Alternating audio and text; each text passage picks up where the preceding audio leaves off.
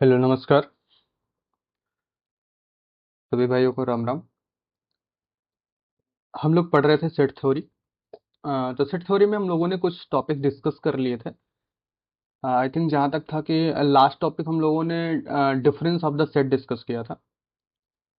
आज का टॉपिक हमारा था symmetric difference of two set, मतलब दो सेट के बीच का सिमेट्रिक डिफरेंस पे डिस्कस करना है। बट इसके पहले हम लोगों ने जो डिस्कस किया था डिफरेंस ऑफ टू सेट, उसके बारे में थोड़ा सा रिकॉल कर लेते हैं। तो हम लोगों ने कल डिस्कस किया था difference of sets. Difference of sets के बारे में मैंने क्या बताया, ये आपके सामने लिखा है, मैं कुछ एक्स्ट्रा लिखूंगा नहीं, इसी पे एक बार एक्सप्लेन कर देता हूँ। डिफरेंस ऑफ सेट का मीनिंग क्या था यहाँ पे। हमने बोला था इसको रिप्रेजेंट कुछ इस तरह से करते हैं, ए माइनस बी या फिर B minus A. Suppose that A हमारा कोई सेट है, बी हमारा कोई सेट है, दो सेट हमारे पास है। दो सेट को हम एक फैमिली बोल सकते हैं, ए अलग अलग फैमिली है, ठीक है।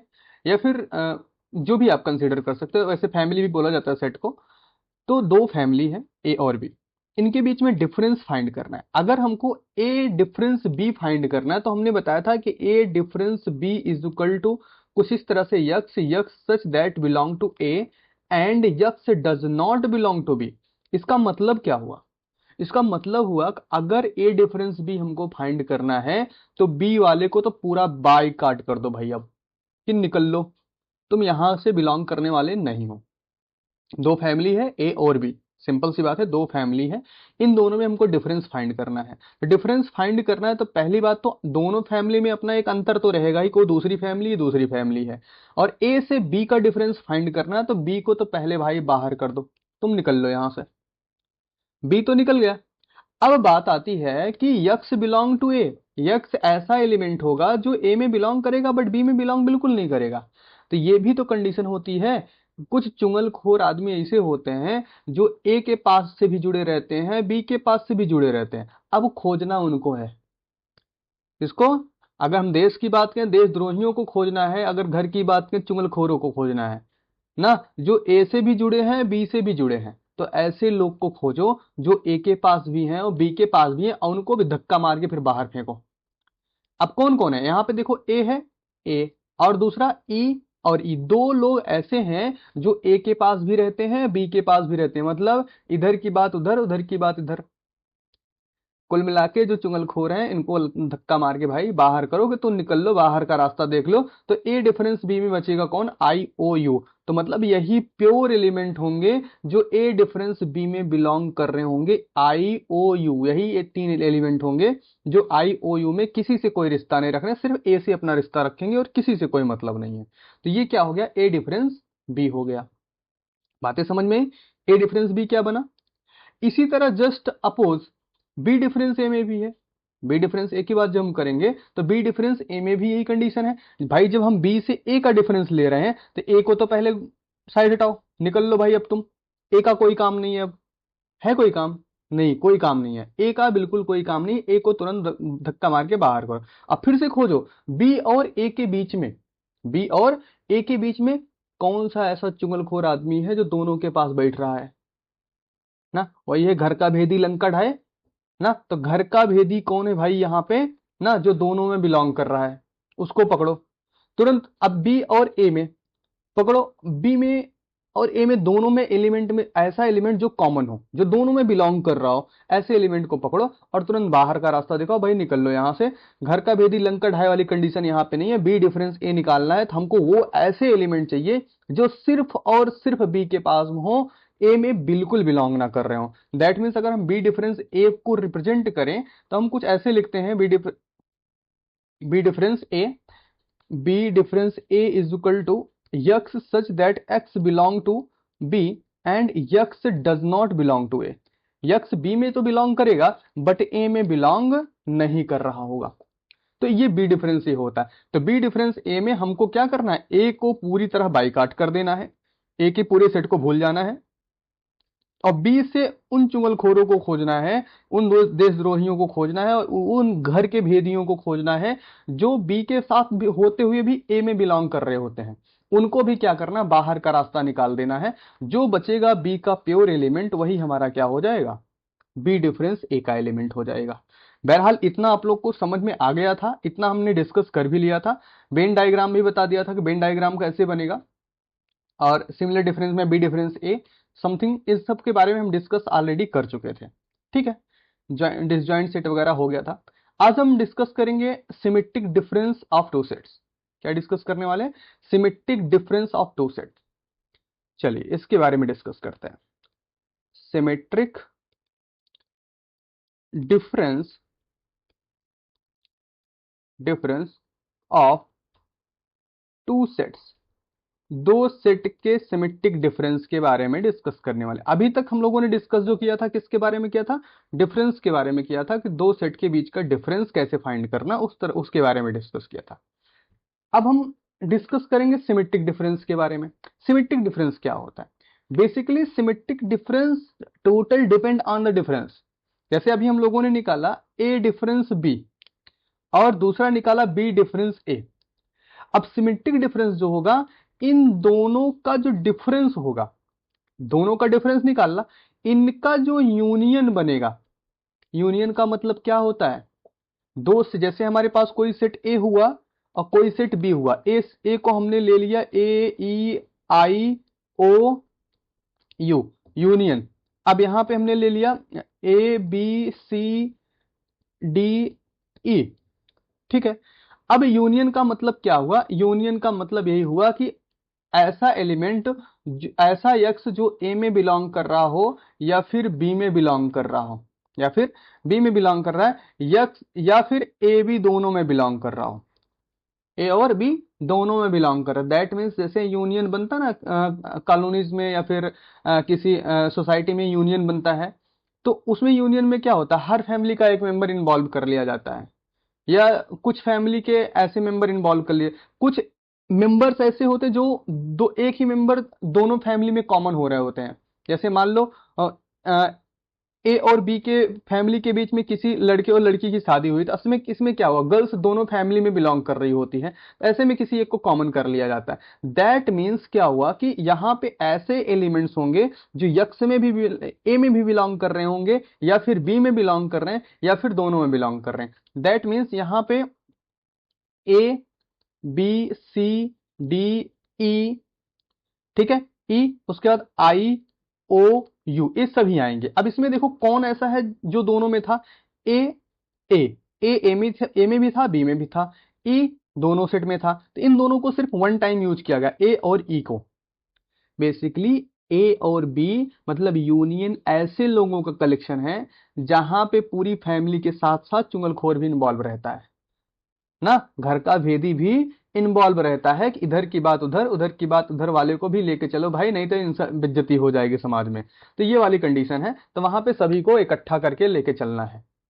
ठीक है, यूनियन में।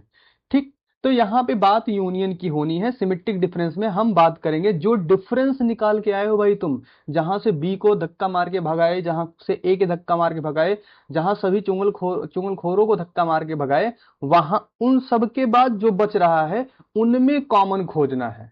उनमें क्या करना है? कॉमन खोजना है, कि ऐसे एलिमेंट जो दोनों में कॉमन हो जाए। अब सॉरी, कॉमन नहीं, यूनियन लेना। ऐसे लोगों को क्या लेना है? यूनियन लेना है, मतलब इस फैमिली के भी लोग आ जाएं, इस फैमिली के भी लोग आ जाएं उसमें। ठीक है, चलिए बात करते हैं आगे। इसको हटा देते हैं। भाई जिसको कोई कंफ्यूजन होगा किसी प्रकार का, जो नहीं समझ में आ रहा होगा, वो एकदम बिंदास उसमें डिस्क्रिप्शन बॉक्स में आपका सोशल मीडिया अकाउंट और व्हाट्सएप है, वहां से डायरेक्ट आप कांटेक्ट करके क्वेश्चन कर सकते हो, या ग्रुप में भी आप पूछ सकते हो, या फिर आप कमेंट बॉक्स में कर सकते हो। ठीक है, चलिए, तो हमको क्या लेना है? ए डिफरेंस बी निकालना है, और फिर बी डिफरेंस ये निकालना है। दो चीजें निकालनी है। दोनों निकालने के बाद हमको क्या करना है? यूनियन टेक करना है।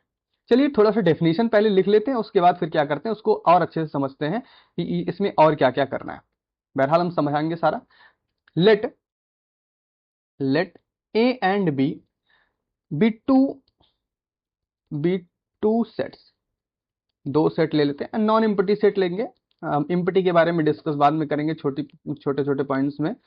The symmetric difference the symmetric difference the symmetric difference of sets of sets A and B is the set A difference B union B difference A, and it denoted by and it is denoted by A difference B। इसको और सिंबलिकली इस तरह से लिखते हैं, क्या हुआ भाई, इरेज कहाँ नहीं हो रहा, अच्छा हो गया, A difference B union B difference A is equal to x such that x does not belong to A intersection B। x does not belong to A intersection B। अब सोचो यहां पे बात हो रही है कि A जो यक्स एलिमेंट है वो A और B के इंटरसेक्शन में बिलोंग नहीं करना चाहिए। A और B का जो इंटरसेक्शन आएगा उसमें बिलोंग नहीं कर, सिंपल सी बात है, ये इंटरसेक्शन में बिलोंग नहीं कर पाएगा। क्यों नहीं कर पाएगा भाई, जब हम A डिफरेंस B ले रहे थे तो सबसे पहले हम B को धक्का मार के बाहर कर दिए, है ना, और फिर उन लोगों को बाहर निकाल दिया जो A के साथ होते हुए B से मिले हुए थे, मतलब चुगलखोरों को निकाल दिया, देशद्रोहियों को निकाल दिया। फिर जब बी डिफरेंस ए ले रहे थे, ए को धक्का मार के यहां से निकाल दिया। बहरहाल ए और बी इसमें से जो निकले हो तो अभी कोई इफेक्ट नहीं डालेंगे, क्योंकि हमको क्या लेना है, यूनियन लेना है, तो ए के सारे एलिमेंट बी के सारे एलिमेंट यूनियन में आ जाएंगे। बट हमने कुछ और भी एलिमेंट निकाल रखे हैं, जैसे ए का ओ एलिमेंट निकाल दिया मैंने जो बी में बिलोंग कर रहा था, यहां से बी के उस एलिमेंट को निकाल दिया मैंने जो ए में बिलोंग कर रहा था। दैट मीन्स ए का ओ एलिमेंट जो बी में था, बी का ओ एलिमेंट जो ए में था, दैट मीन्स ये दोनों का इंटरसेक्शन, दोनों का क्या इंटरसेक्शन, हमने इस वाले एरिया को रिमूव कर दिया पहले ही।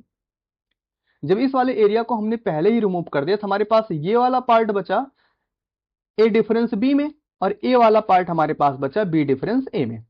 अब जब आप इनका यूनियन लेने चलोगे तो आपके पास ये वाला एलिमेंट तो पहले से ही नहीं है ना, यहां का हिस्सा तो आपके पास ऑलरेडी गायब है, और जब यहां का हिस्सा ऑलरेडी आपके पास गायब है तो दैट मीन्स एक इंटरसेक्शन बी के जो एलिमेंट होंगे वो आपके पास वैसे बिलोंग नहीं करने वाले। सिंपल सी बात है, आपके पास ये वाले एरिया का एलिमेंट मिलेगा, इस वाले एरिया का एलिमेंट मिलेगा, इसमें कौन आएगा, दैट मीन्स जो भी एक्स होगा वो ए इंटरसेक्शन बी का बिल्कुल नहीं होगा, जो भी एलिमेंट होगा ना, ए इंटरसेक्शन बी का कोई एलिमेंट नहीं होगा। दैट मीन्स दोनों फैमिली में जितने चुगलखोर, जितने भी देशद्रोही बिलोंग कर रहे थे वो यूनियन में बिल्कुल बिलोंग नहीं कर रहे हैं।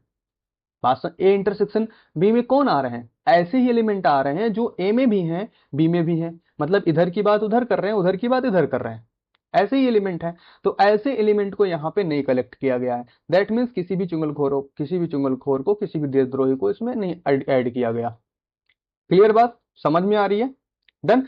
तो दैट मीन्स यहाँ पे क्या हुआ, ए इंटरसेक्शन बी को यहाँ पे इन्वॉल्व नहीं किया जाएगा, तो ए डिफरेंस बी में आने वाले वो एलिमेंट होंगे जो A difference B union B difference A के अंडर में आएंगे, और ऐसा एलिमेंट जो भी होगा वो कभी भी इंटरसेक्शन से बिलोंग नहीं कर रहा होगा। क्लियर, चलिए आते हैं बेन डायग्राम पे। वैसे बेन डायग्राम के थ्रू तो मैंने आपको समझा ही दिया, फिर भी हम बेन डायग्राम बना देते हैं ताकि आपको समझ में आए।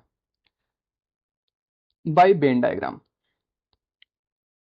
बेन डायग्राम, बेन डायग्राम में क्या आएगा, यही कंडीशन जो भी मैंने पीछे बताया था। एक हमने एक यूनिवर्सल सेट ले लिया, है ना, सेट ए सेट बी दो ले लिया, सेट ए हो गया, सेट बी हो गया।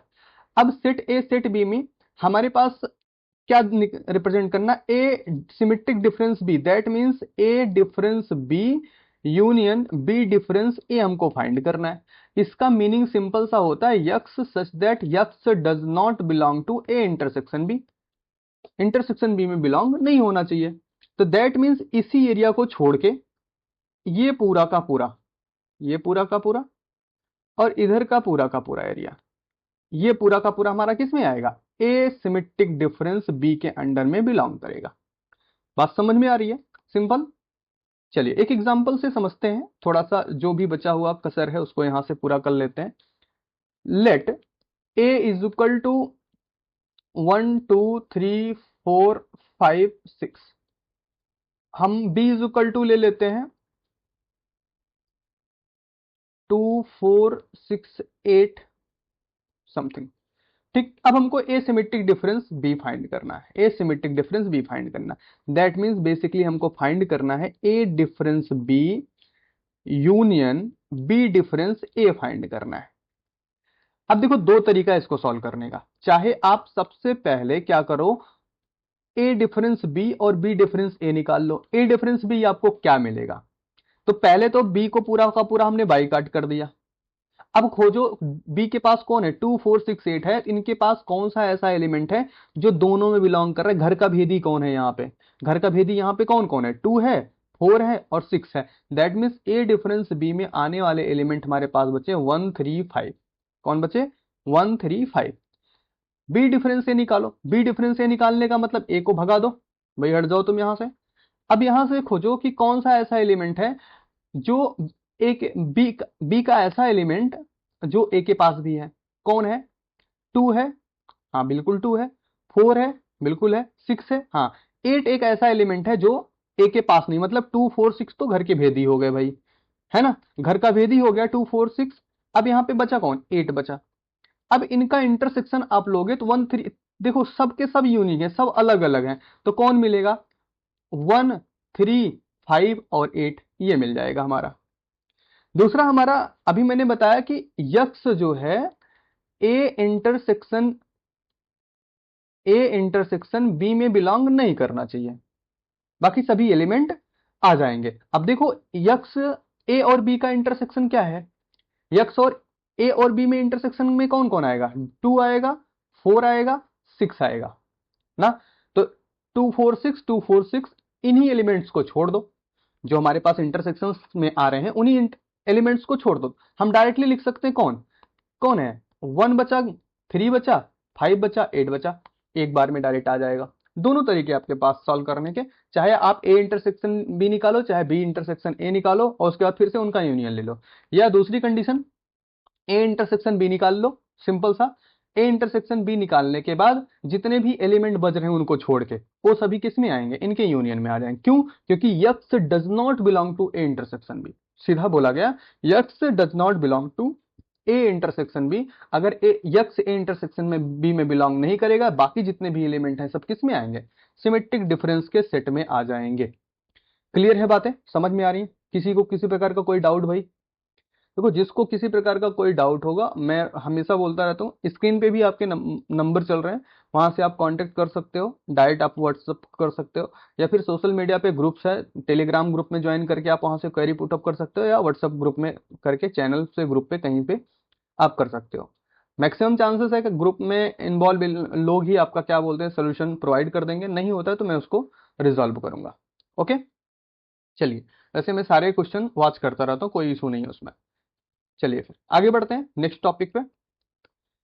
तो सिमेट्रिक डिफरेंस आई थिंक सबको समझ में आ गया होगा, ठीक। चलिए आगे बढ़ते हैं, complement of a set. Next topic हमारा क्या है, कॉम्प्लीमेंट ऑफ अ सेट। चलिए, complement complement of a set. अब complement of a set, complement का मीनिंग क्या होता है, कॉम्प्लीमेंट का मतलब कंप्लीट करने वाला।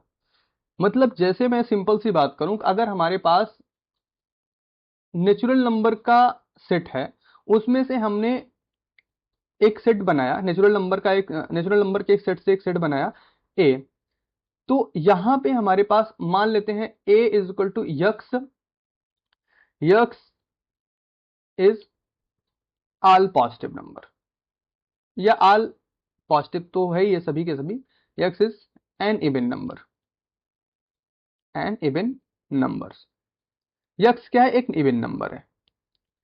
अब हमारे पास ए जो सेट मिला है, जो हमने नेचुरल नंबर से बनाया, x is an even number. अब कॉम्प्लीमेंट की बात करें, ए का कॉम्प्लीमेंट क्या होगा, ए का कॉम्प्लीमेंट जो बनेगा, क्योंकि नेचुरल नंबर हमारे पास क्या होते हैं, 1 2 3 सो ऑन समथिंग, ठीक है। इसके पास इवन नंबर्स होते हैं और ऑड नंबर्स होते हैं। अब इसको पूरा नेचुरल कंप्लीट करने में कौन से नंबर की रिक्वायरमेंट है, कितने नंबर ऐसे हैं जो जिनकी रिक्वायरमेंट है ताकि नेचुरल नंबर कंप्लीट हो जाए।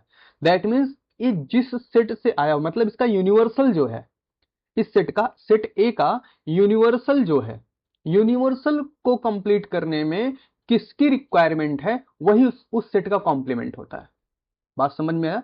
जैसे कि मैंने नेचुरल नंबर लिया है, नेचुरल नंबर 1 1 2 3 4 5 so on, आगे बढ़ता जाएगा। इसमें इवन और ऑड दो टाइप के नंबर होते हैं, इवन और ऑड दो टाइप के नंबर हैं। मैंने एक सेट निकाला, x, x is a even number. X जो मतलब ए आपका जो सब सेट है, सबसेट है, जो भी बोलो, सबसेट भी सेट होता है, सेट भी सेट है, तो कोई दिक्कत है नहीं। तो ए आपका क्या है, इवन नंबर का सेट है। ए आपका किसका सेट है, इवन नंबर का सेट है। जब ए आपका इवन नंबर का सेट है, दैट मीन्स ए का यूनिवर्सल कौन हुआ, यूनिवर्सल आपका नेचुरल नंबर हुआ। और ए को अपना नेचुरल नंबर बनाने में, ए को नेचुरल नंबर बनने में किस चीज की रिक्वायरमेंट है, कितने एलिमेंट्स या किस फैमिली की रिक्वायरमेंट है, वही ए का कॉम्प्लीमेंट होगा। ए का कॉम्प्लीमेंट वही कहलाएगा जो इस सेट को किससे मैं किसके इक्वल करा देगा, यूनिवर्सल के करा देगा या फिर नेचुरल के करा देगा। दैट मीन्स अगर हम ए कॉम्प्लीमेंट की बात करें तो यहां पे x, x is N odd number. अगर ऑड नंबर को हम पूरा कलेक्ट कर लें तो ये क्या हो जाएगा, हम बी मान लेते हैं, अभी ए कॉम्प्लीमेंट नहीं लिखते हैं क्योंकि इसके बारे में हमें अब नहीं पढ़ाया अभी। तो बी हमारा एक ऐसा सेट है जो कि सभी ऑड नंबर का कलेक्शन है। दैट मीन्स बी जो है ए का कॉम्प्लीमेंट है। बी जो होगा ए का क्या हो जाएगा, कॉम्प्लीमेंट हो जाएगा। मतलब ए को कंप्लीटली यूनिवर्सल बनाने में कौन हेल्प करेगा, बी हेल्प करेगा। क्लियर बातें? चलिए डेफिनेशन लिख लेते हैं, फिर आगे एग्जांपल के साथ समझते हैं। बहरहाल कोशिश करेंगे कि समझ में आ जाए सबको। चलिए डेफिनेशन क्या है, definition, a complement, a complement of a set A, of a set A relative to, relative to universal, universal set U। अभी मैंने बताया कि जो कॉम्प्लीमेंट होता है वो रिलेटेड होता है यूनिवर्सल सेट यू से। मतलब जो आप सेट ले रहे हो, ये सेट का यूनिवर्सल क्या है। जैसे सेट मैंने ए लिया था जिसका यूनिवर्सल हमने नेचुरल नंबर मान रखा था कि नेचुरल नंबर हमारा यूनिवर्सल है उस सेट के लिए। तो दैट मीन्स जो कॉम्प्लीमेंट ऑफ अ सेट होता है वो रिलेटेड रिलेटेड होता है किससे, यूनिवर्सल सेट से, कि आपका जो सेट है उसका यूनिवर्सल कौन है। ठीक है, is the set of, set you is the set of, set of all points, all points which do not belonging, which do not belonging, which do not belonging to A, which do not belonging to A, and which of course, which of course belong to you, belong to you, जो कि कहां से belong करना चाहिए, you से belong करना चाहिए। It is denoted by, it is denoted by, denoted by U complement A, और कॉम्प्लीमेंट ए, और ए कॉम्प्लीमेंट, और ए कॉम्प्लीमेंट। मतलब ए डैश भी कॉम्प्लीमेंट से रिप्रेजेंट करते हैं, ए पावर सी को भी ए कॉम्प्लीमेंट ही बोलते हैं। इस तरह का सिमिलर का जो सिंबल होता है, इस तरह से यूनिवर्सल सिमिलर टू ए, इसको भी हम कॉम्प्लीमेंट ही बोलते हैं। बेसिकली बेसिकली हम ज्यादा से ज्यादा ए कॉम्प्लीमेंट और ए डैश इसका यूज ज्यादा करते हैं। सबसे ज्यादा मोस्ट यूजेबल जो है ना, सबसे ज्यादा जो यूज होता है ए कॉम्प्लीमेंट या फिर ए डैश यूज किया जाता है। ये दो एलिमेंट ज्यादा यूज किए जाते हैं मैक्सिमम बुक्स में, मैक्सिमम एग्जाम में, लगभग हर जगह ए कॉम्प्लीमेंट या ए डैश आपका यूज किया जाता है। अगर इनके अलावा कोई सिंबल यूज किया जाता है तो उसको नोटिफाई किया जाता है कि हाँ ये सिंबल इसकी जगह पे नया यूज किया गया है। ठीक है, इसको हम सेट के फॉर्म में कैसे रिप्रेजेंट करते हैं, A complement is equal to x, x belong to U, x belong to U, and x does not belong to A. जो एलिमेंट यक्स हम ले रहे हैं वो यू से बिलोंग करना है। मतलब अगर हम कॉम्प्लीमेंट खोज रहे हैं, किसी सेट का कॉम्प्लीमेंट खोज रहे हैं, तो वो उसका जो एलिमेंट होगा वो उसके यूनिवर्सल से बिलोंग करना चाहिए, उस सेट से नहीं बिलोंग करना चाहिए। अभी जस्ट ऊपर मैंने इसी के बारे में चर्चा किया था कि अगर हम क्या करते हैं, इवन नंबर का सेट ले लेते हैं, जैसे एग्जाम्पल हम फिर से वही लेते हैं, उसके बाद आगे बढ़ेंगे कि अगर हम a is equal to X ले लिया और यक्स इवन नंबर का सेट है, ठीक है, इवन नंबर का सेट है, तो हमको ए का कॉम्प्लीमेंट जो चाहिए, ए का कॉम्प्लीमेंट जो चाहिए, और हमने इसका यूनिवर्सल नेचुरल मान रखा है। यूनिवर्सल इसका कितना है, नेचुरल ले रखा है। देखो इस समझाने के लिए नेचुरल है, बाकी सबके अलग अलग अपने यूनिवर्सल होंगे, तो इसका यूनिवर्सल हमने नेचुरल मान रखा है, ठीक है। अगर इसका यूनिवर्सल हमने नेचुरल ले रखा है, ए इज इक्वल टू हमारा जो सेट है सब इवन नंबर का कलेक्शन है, तो सिंपल सी बात है, हमारे ए कॉम्प्लीमेंट में कोई भी नंबर इवन नहीं होना चाहिए, कोई भी नंबर इवन नहीं होना चाहिए। क्यों? क्योंकि x belong to U, universal, and x does not belong to A, x A में तो बिल्कुल बिलोंग ही नहीं करना चाहिए। दैट मीन्स ए जो आपका इवन नंबर है वो ए कॉम्प्लीमेंट में बिलोंग नहीं करना चाहिए। तो बचा कौन भाई, x, such that x is odd numbers, सभी के सभी ऑड नंबर्स का कलेक्शन क्या हो जाएगा, ए कॉम्प्लीमेंट। मतलब ए का कॉम्प्लीमेंट, ए कॉम्प्लीमेंट में कौन बिलोंग करेगा, ऑड नंबर्स बिलोंग कर रहे होंगे। क्लियर हुई बातें? ठीक। कभी कभी इसको डिफरेंस के फॉर्म में भी बोला जाता है कि अगर हम बात करें कि ए ए और ए कॉम्प्लीमेंट, इसको difference difference of set A and B भी बोल देते हैं। जैसे कि अगर ऑब्जर्व करो आप कि लिख देते हैं, लिख देते हैं तब समझाते हैं, समटाइम नोट कर देते हैं, note, sometime it is called, it is called difference of set, difference of set a and b। कभी कभी इसको हम क्या, समटाइम इसको क्या बोलते हैं, difference of set A and B बोलते थे। देखो क्यों बोल देते हैं, जैसे अभी मैंने एक सेट लिया ए, दूसरा सेट हमको मिला ए कॉम्प्लीमेंट, हम मान लेते हैं ए कॉम्प्लीमेंट ही हमारा बी है। तो हम जब ए डिफरेंस बी निकाल रहे होते हैं तो हमारे पास क्या सिचुएशन होती है, ए डिफरेंस बी जब निकाल रहे हो तो क्या कंडीशन होती है कि हमारे पास बी को पूरा का पूरा बाई काट कर दो, बी को क्या करो, पूरा पूरा बाई काट कर दो। जब बी को पूरा पूरा बाई काट कर दिया, ठीक है, तो मतलब बी के एलिमेंट तो इसमें आने वाले नहीं, ए के पास बी के एलिमेंट नहीं आने वाले। दूसरी कंडीशन, ए के उन सभी एलिमेंट को भी रिमूव कर दिया जाता है, जिसको हम अभी क्या बोल रहे हैं, देशद्रोही, चुगलखोर या घर का भेदी। कई वर्ड से मैंने डिनोट किया ताकि आप समझ पाओ, इसमें हमारा किसी व्यक्तिगत इंसान से कोई लेना देना नहीं है भाई, नहीं तो आज के टाइम में सोशल मीडिया पे और इससे ट्रोल बहुत ज्यादा होता है। तो बहरहाल इससे किसी का वास्तविक लेना देना नहीं है, बस हम समझाने के लिए इस वर्ड का यूज कर रहे हैं। तो ए के पास उन सभी एलिमेंट को पास से हटा दिया जाता है जो बी के पास बिलोंग कर रहे हैं। दैट मीन्स ए के पास ऐसा कोई भी एलिमेंट नहीं होगा जो बी का एलिमेंट होगा, दैट मीन्स ए कॉम्प्लीमेंट का होगा। दैट मीन्स बेसिकली देखा जाए तो ए डिफरेंस बी में भी तो यही काम करते हैं ना, ए डिफरेंस बी में वही एलिमेंट यहां पे लिखे जाते हैं जो सिर्फ ए में बिलोंग कर रहे होते, बाकी कहीं ना बिलोंग कर रहे हो, ना तो बी में ना तो ए और बी के इंटरसेक्शन में, ठीक है।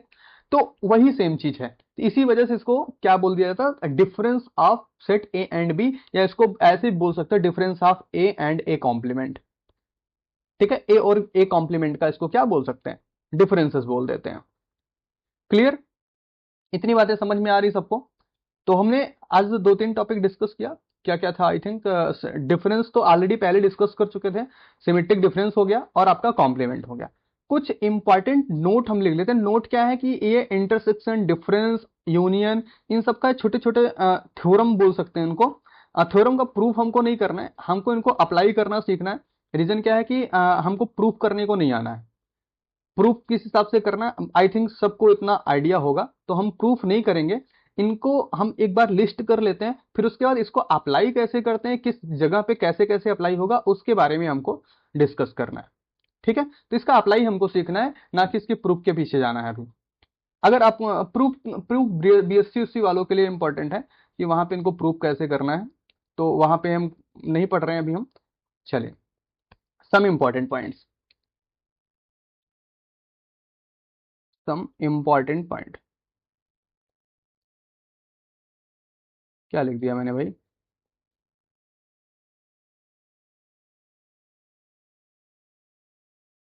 सम इंपॉर्टेंट पॉइंट्स।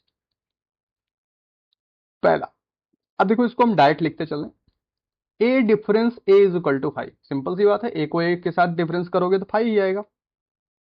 दूसरा, ए डिफरेंस 5 इज इक्वल टू आपका क्या मिल जाएगा? ए मिल जाएगा, और ए डिफरेंस बी। थर्ड हमारा है A difference B is subset of A. Simple सी बात है, हाँ ऑब्वियस सी बात है, A difference B is a subset of A होगा। रीजन क्या है कि जो भी होगा बी तो इसमें बिलोंग नहीं करने वाला, बी बिलोंग नहीं करेगा बिल्कुल, और ए के भी उन एलिमेंट को बाहर फेंक दिया जाएगा जो बी के साथ रिश्ता रख रहे होंगे, जो बी के साथ रिलेट कर रहे होंगे, दैट मीन्स जो घर का भेदी होगा उसको भी निकाल देना है। तो बचा कौन? ए का ही एलिमेंट बचता, दैट मीन्स जो भी एलिमेंट बचेगा वो सब ए का ही होगा, that means subset of A form हो सकता है, होगा, कंफर्म है। इसी तरह फोर्थ भी है कि बी डिफरेंस ए जो होगा, या A difference B difference A जो होगा वो किसका होगा? B difference is subset of B हो जाएगा, सिंपल सी बात है। पांचवें नंबर की अगर हम बात करें तो ए डिफरेंस बी के साथ अगर हम इंटरसेक्शन बी का ले लें, ए डिफरेंस बी के साथ अगर हम इंटरसेक्शन बी का ले लें तो हमको हमेशा 5 मिलेगा। क्यों 5 मिलेगा? क्योंकि बी को तो हम पहले, ए डिफरेंस बी में से बी को तो हम पहले बाहर कर चुके होते हैं ना, बी को पहले बाहर कर चुके होते हैं, फिर क्या निकाल चुके हैं? ए के ऐसे एलिमेंट को भी निकाल चुके होते हैं जो ए और बी में कॉमन होते हैं। तो जब भाई ए और बी के कॉमन एलिमेंट को भी आपने निकाल दिया है और बी को भी निकाल दिया, तो इंटरसेक्शन में हमेशा 5 आएगा, क्योंकि कॉमन कुछ है ही नहीं है ना। जैसे मैं वेन डायग्राम से रिप्रेजेंट करूं, ये हुआ, इसमें हमारे पास क्या है? ये पार्ट आएगा, ये पार्ट आएगा ए डिफरेंस बी में, सॉरी ये पार्ट नहीं आएगा ए डिफरेंस बी में, ये पार्ट खाली ए डिफरेंस बी में आएगा। ठीक है, अब हमको इनको क्या करना है? इंटरसेक्शन करना है बी के साथ।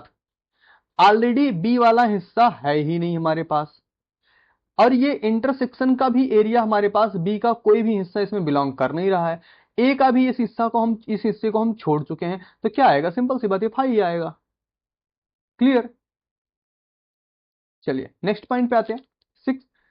ए माइनस बी मतलब A difference B difference C is equal to, क्या हो गया भैया? अच्छा, ठीक ठीक ठीक, समझ गया। बी डिफरेंस सी, ये हमारा बेसिकली क्या हो जाता है? ये हमारा फॉर्म बन जाता है। इसको ऐसे नहीं लिखते, बाद में सिमेट्रिक वगैरह पे बाद में आएंगे, पहले तो कुछ और पॉइंट लिख लेते हैं। इरेज हो जाओ भाई, क्या हो गया?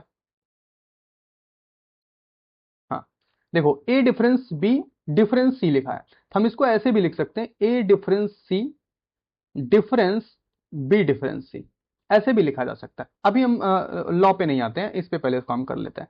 तो ए डिफरेंस सी डिफरेंस बी डिफरेंस सी भी लिखा जा सकता है, कोई दिक्कत नहीं होगा, कहीं गलत नहीं होगा। नेक्स्ट पॉइंट की बात करें, अगर हम ए डिफरेंस बी लिख देते हैं, ए डिफरेंस बी लिख देते हैं, इसको हम सीधा लिख सकते हैं A intersection B. A difference B, तो हम इसको सीधा लिख सकते हैं ए इंटरसेक्शन बी। ऐसा क्यों? सोचो ऐसा क्यों लिख सकते हैं कि ए डिफरेंस बी लिखा गया है, तो उसको हम ए इंटरसेक्शन बी लिख देंगे। अब सोचो ए डिफरेंस बी में कौन एलिमेंट आएगा? सिर्फ वही एलिमेंट जो ए में आ रहा होगा, आ रहा होगा। क्लियर है? अब उसके बाद ध्यान से समझना इस चीज को, थोड़ा सा कंफ्यूजिंग हो सकता है सभी के लिए या कुछ लोगों के लिए। ऐसे हमने ले लिया A is equal to 1 2 3 4 5 6, B is equal to हमने ले लिया 1 3 5, बस 7 ले लिया, 1 3 5 7, इतना ले लिया। बोला कि ए डिफरेंस बी, तो पहले आप ए डिफरेंस बी डिसाइड करो। ए डिफरेंस बी डिसाइड करो कि मैंने बोला कि बी को सीधा बाइकाट कर दो, और ए के उन लोगों को खोजो जो बी के पास बिलोंग कर रहे हो। कौन कौन बिलोंग कर रहा है? 1 बिलोंग कर रहा है, 3 बिलोंग कर रहा है, 5 बिलोंग कर रहा है, that means A difference B में सिर्फ आएंगे कौन? 2 4 और 6 आएंगे। ठीक है, अब 2 4 6 को, मतलब अब हमको क्या करना है? इनसे डिफरेंस फाइंड कर लेना, ए डिफरेंस बी से, मतलब बेसिकली 2 4 6 के साथ हमको फाइंड करना है। तो इनको तो पूरा पूरा बाइकाट कर दोगे, इनको हटा दोगे, इनको भगा दोगे, 2 4 6 को भगा दोगे। अब हमारे पास जो बचेंगे वही एलिमेंट हमारे क्या होंगे, जो बचेंगे वही एलिमेंट तो हमारे बिलोंग कर रहे होंगे ए डिफरेंस बी में। तो कौन कौन बच रहा है देखो भाई, क्या हो भाई इरेजर का नहीं काम कर रहा है, अच्छा कर गया। तो इसमें कौन बचा, 2 4 6, 2 4 6, ये 3 एलिमेंट बिलोंग करेंगे, बचा कौन 1 3 5, ये 3 एलिमेंट बचे इन डिफरेंस में। रीजन क्या है कि ए डिफरेंस भी हमको निकालना था, तो बी को पहले बाई काट कर दो, और ए और बी में, मतलब ये बी को हम इसको सी नाम दे देते हैं, चलो इसको हमने सी नाम दे दिया, इसको सी नाम दे दिया, सी ए डिफरेंस सी हम सीधा सीधा लिख देते हैं यहाँ पे, थोड़ा सा और आसान हो जाएगा समझना। ए डिफरेंस सी हमने निकाला, तो सी तो सीधा बाईकाट हो जाएगा, और ए के ओ एलिमेंट भी बाईकाट हो जाएंगे, उनको भी बाहर निकाल दिया जाएगा, जो दोनों में क्या बोलते हैं खुफिया एजेंसी का काम कर रहे होंगे, जो दोनों में चुगलखोरी का काम कर रहे होंगे। कौन कौन है, 2 4 6 है, 2 4 6 यहाँ पे है, तो 2 4 6 1 3 5 बचा। अब ध्यान से देखो 1 3 5 बेसिकली क्या है, ए इंटरसेक्शन बी अगर आप निकालते हो, देखो ए इंटरसेक्शन बी में कौन से एलिमेंट, इंटरसेक्शन में उन्हीं एलिमेंट को रखा जाता है जो दोनों में कॉमन हो। देखो वन वन क्या है, इसमें भी है, इसमें भी है ना, मिट जाओ भाई, ये रिजल्ट लेट काहे काम करता है। चलो 1 है, 3 यहां पर भी है, 3 यहां पर भी है, 5 यहां पर भी, 5 यहां पे, और कोई एलिमेंट नहीं है, मतलब इसमें आने वाले एलिमेंट कौन है 1 3 5, ये 3 एलिमेंट है। देखो ए डिफरेंस सी भी क्या है, ए 1 3 5 ही है कि नहीं, that means A intersection B है कि नहीं है, that means A difference B हमेशा क्या मिलेगा, ए इंटरसेक्शन बी मिलने वाला है। क्या मिलने वाला है, ए इंटरसेक्शन बी मिलने वाला है। क्लियर है बात इतनी, चले आगे बढ़ जाए। चलो भाई 8th नंबर पे आते हैं, ए इंटरसेक्शन बी डिफरेंस ए, इसको हम सीधा सीधा लिख सकते हैं ए इंटरसेक्शन बी डिफरेंस सी, ऐसा लिखा जा सकता है। चेक कर सकते हो आप, बार बार चेक करके नहीं दिखा रहे हैं, आप चेक कर सकते हो, कोई दिक्कत नहीं है। जो नहीं समझ में आएगा आप फिर से आप कमेंट बॉक्स में या कहीं भी क्वेरी करोगे तो हम उसको एक्सप्लेन कर देंगे बीच में। चलिए एक नेक्स्ट पॉइंट हमारा क्या है, A difference B union B difference A. वैसे तो ये क्या है आपका, क्या है ये, अभी हम लोगों ने पढ़ा सिमेट्रिक डिफरेंस, वही तो है ना, A difference B union B difference है, सिमेट्रिक डिफरेंस। इसको हम इस तरह से भी लिख सकते हैं, A union B difference A intersection B, इसको इस फॉर्म में भी लिखा जा सकता है, ए यूनियन बी और ए इंटरसेक्शन बी के फॉर्म में भी लिखा जा सकता है। दैट मीन्स ये जो हमारा सिमेट्रिक डिफरेंस है, जहां सिमेट्रिक डिफरेंस इस तरह से लिखा मिले, उसको हम इस फॉर्म में रिप्लेस करके अपना काम कर सकते हैं। अगर ऐसी कोई सिचुएशन होती है, हमको क्वेश्चन सॉल्व करना होता है, तो हम इसको इस फॉर्म में चेंज कर सकते हैं। Clear, done. चलिए अगला पॉइंट हमारा क्या है, अब हम कॉम्प्लीमेंट पे आते हैं, A union A complement is equal to universal हो जाएगा। सिंपल सी बात है कि आपका ए और ए कॉम्प्लीमेंट, हमने बोला कि ए अपना अलग सेट है, ए कॉम्प्लीमेंट अलग सेट है। ए कॉम्प्लीमेंट का कोई एलिमेंट ए में नहीं होगा, ए का कोई एलिमेंट ए कॉम्प्लीमेंट में नहीं होगा। दैट मीन्स जब दोनों को मिला देंगे तो अपने यूनिवर्सल पे पहुंच जाएंगे, दोनों दोनों कहां पहुंच जाएंगे, अपने यूनिवर्सल पे पहुंच जाएंगे। नेक्स्ट पॉइंट, यूनिवर्सल का कॉम्प्लीमेंट हमेशा क्या होता है, 5 होता है, क्योंकि वो भाई यूनिवर्सल का मतलब क्या हुआ, अपने आप में पूरा सेट, अपने आप में पूरा सेट, और पूरे सेट को कंप्लीट करने वाला कौन एलिमेंट होगा, कोई नहीं है। पूरे सेट को कंप्लीट करने वाला कौन सा एलिमेंट हो सकता है, कोई नहीं होगा, 5 हो सिंपली, कोई एलिमेंट उसमें बिलोंग नहीं करेगा, खाली हो जाएगा। 12th अगला पॉइंट अगर हम डिस्कस करें तो ए कॉम्प्लीमेंट का कॉम्प्लीमेंट ए फिर से मिल जाएगा। कैसे, जैसे मैंने एक कॉम्प्लीमेंट निकाला, एक कॉम्प्लीमेंट अभी हम मान लेते हैं ऑड नंबर वाला जो ऊपर मिला था एग्जांपल में, इसका फिर से कॉम्प्लीमेंट निकाल लेंगे तो क्या हो जाएगा, इवन नंबर बन जाएगा। और इवन नंबर हमारा कौन सा सेट था, ए था कि नहीं था, मतलब हम घूम के फिर से, मतलब किसी को उल्टा करो फिर से उल्टा करो, किसी को उल्टा करो फिर से उल्टा कर दो, तो क्या सीधा हो जाएगा। तो ए कॉम्प्लीमेंट का कॉम्प्लीमेंट फिर से हमको क्या मिल जाएगा, सिंपल सी बात है, ए मिल जाएगा। डन, क्लियर है, इतना समझ में आ गया। 13 पॉइंट पे आते हैं। 13 पॉइंट हमारा क्या है, B difference A is equal to, B difference A is equal to नहीं लिखें, subset, subset of A complement, B difference A is equal to, sorry subset of A complement, हाँ सिंपल सी बात है, बी डिफरेंस ए में तो ए तो बाहर हो जाता है, ये तो बाहर हो जाएगा। अब बचा बी। अब बोला जा रहा है कि ये कॉम्प्लीमेंट का सबसेट होगा। हाँ, ऑब्वियस सी बात है कि बी डिफरेंस ए में, तो ए का कोई एलिमेंट आ नहीं रहा है। ए का कोई एलिमेंट आ नहीं रहा है, जो भी एलिमेंट आ रहा है वो बी का आ रहा है। और तो कॉम्प्लीमेंट की कंडीशन यही है कि x belong to universal, x does not belong to A, तभी कॉम्प्लीमेंट होगा। तो ऑब्वियस सी बात है, जो बी होगा वो किसका हिस्सा होगा? यू का हिस्सा होगा, यूनिवर्सल का हिस्सा होगा। तो क्या हो जाएगा? Subset of A complement. Clear? 14। 14 आपका क्या है? A subset of B if and only if B complement is subset of A complement. A subset B तभी होगा जब बी कॉम्प्लीमेंट किसका होगा? ए का। क्लियर? ये भी छोटी सी बात है, बहुत ज्यादा इसमें डिस्कस नहीं करना है। चलिए आगे बढ़ते हैं। 15 point, A intersection A complement is equal to 5। Simple सी बात है, यही इसी रूल के अंदर में x belong to universal, x does not belong to A, ये हमारा हो गया ए कॉम्प्लीमेंट। और इनके साथ हम इनका इंटरसेक्शन लेंगे तो दोनों में कोई कॉमन एलिमेंट नहीं है, दिस इज इक्वल टू 5। क्या हो जाएगा? 5 हो जाएगा। डन। 16। अगला पॉइंट हमारा क्या है? 5 का कॉम्प्लीमेंट यूनियन। भाई जो हमारे सेट में कुछ है ही नहीं है, हमको पूरा कंप्लीट सेट के लिए जाने के लिए, अपने यूनिवर्सल मतलब मेन सेट के पास पहुंचने के लिए हमको क्या पूरे यूनिवर्सल सेट को, सॉरी मैं यूनियन बोल दिया यार, यूनिवर्सल सेट को ही रखना पड़ेगा, सीधा यूनिवर्सल सेट को रखना पड़ेगा। दैट मीन्स 5 का कॉम्प्लीमेंट क्या हो जाएगा? यूनिवर्सल सेट हो जाएगा। 17। A difference B is equal to B intersection A. हाँ, ऑब्वियस सी बात है, अभी मैंने पीछे शायद इसके बारे में लिखा भी था, फिर से दोबारा लिख दिया क्या मैं?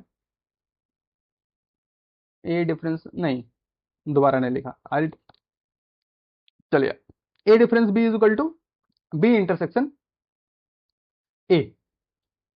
ठीक? नहीं, ऐसा तो नहीं होना चाहिए भाई, कुछ गड़बड़ी लिखा मैंने यहाँ पे। हाँ हाँ, ये उल्टा लिख दिया। ये होना चाहिए B difference A complement. B difference A complement अगर लिखते हैं तो बी इंटरसेक्शन ए होगा। बी डिफरेंस ए कॉम्प्लीमेंट अगर करेंगे तो बी का डिफरेंस ए कॉम्प्लीमेंट से अगर करते हैं तो क्या बी इंटरसेक्शन ए। क्यों? क्योंकि ए कॉम्प्लीमेंट पूरा बाहर हो जाएगा। ए कॉम्प्लीमेंट क्या हो जाएगा? पूरा बाहर हो जाएगा।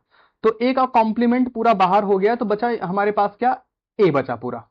ए बचा तो मतलब बी माइनस ए कॉम्प्लीमेंट। अब बी के उन एलिमेंट को रखना है, क्या बोलते हैं कि जो ए में नहीं हो। तो सिंपल सी बात है, बी के ओ एलिमेंट को बाहर कर देंगे तो बी इंटरसेक्शन ए ही तो बचेगा हमारे पास, और क्या बचेगा? और कोई नहीं बचने वाला।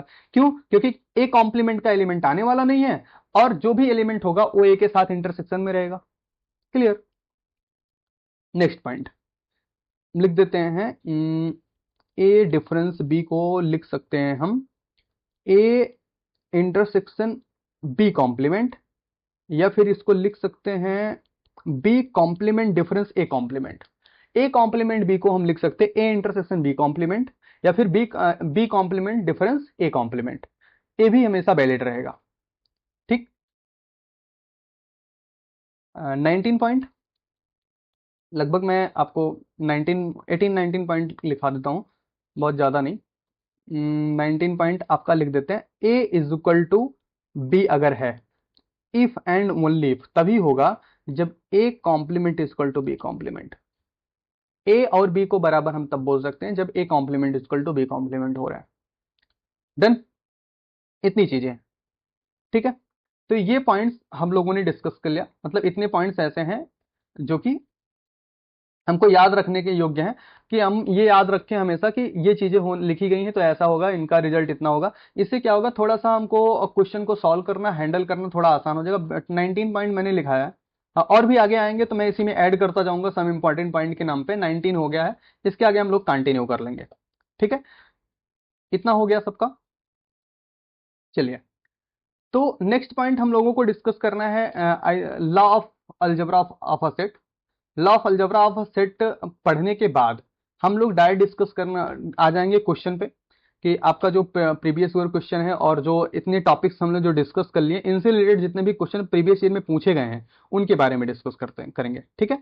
तो आज का लेक्चर हम लोग इसी पे बाइंड करते हैं। हम फिर से मिलेंगे नेक्स्ट लेक्चर में, और नेक्स्ट लेक्चर स्टार्ट होगा law of algebra of set से, और साथ में कुछ प्रीवियस ईयर क्वेश्चन के साथ हम स्टार्ट करेंगे, और कोशिश करेंगे कि नेक्स्ट 2-3 लेक्चर में जितने इस टॉपिक से, मतलब जितना टॉपिक अभी अभी हम लोगों ने पढ़ा, इतने टॉपिक से आए हुए जितने भी क्वेश्चन हैं, केबीएस के हों, यूपी क्या बोलते हैं, यूपी ट्रिपल एससी के हों, डीएसएसबी के हों, या फिर किसी पीजीटी के हों, जीआईसी का और एनबी का, नवोदय विद्यालय का, कहीं भी पीजीटी का क्वेश्चन पूछा गया किसी भी एंट्रेंस का, सभी को उठा के इस टॉपिक से रिलेटेड जो भी होंगे सब लाके हम पुट करने की कोशिश करेंगे। ओके, तो आज का लेक्चर यहीं पे बंद करते हैं। जय हिंद, फिर मिलते हैं अगले लेक्चर में। तब तक आप लोग पढ़ते रहिए, मेहनत करते रहिए।